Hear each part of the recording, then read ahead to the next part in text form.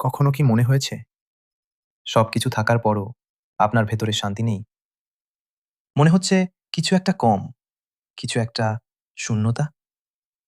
জানেন, সুখ টাকা-পয়সায় না, সুখ লুকিয়ে আছে সুন্নাতের জীবনে। মাত্র ৫ টা কাজ আপনার জীবনটাই বদলে দিতে পারে। এক ফজরের নামাজ, প্রথমত ফজরের নামাজ।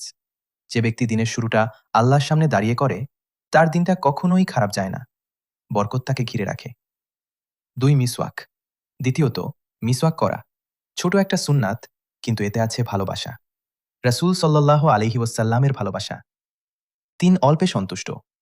তৃতীয়ত অল্পে সন্তুষ্ট থাকা। দুনিয়া যতই বড় হোক, লোভ কমালেই মনটা হালকা হয়ে যায়। এটাই আসল সুখ। ৪ হাসিমুখ। চতুর্থত হাসিমুখে কথা বলা। একটা হাসি হয়তো কারো দুঃখ ভুলিয়ে দিতে পারে। আর এটাও একটি সদকা। ৫ দোয়া ও জিকির। পঞ্চমত দোয়া ও জিকির। যখন আপনি একা, তখন আল্লাহকে ডাকুন। দেখবেন আপনার হৃদয়টা ধীরে ধীরে শান্ত হয়ে যাচ্ছে। শেষে একটা কথা, সুখ খুঁজতে বাইরে যাবেন না। সুখ তো আপনার কাছেই আছে, সুন্নাতের মধ্যেই।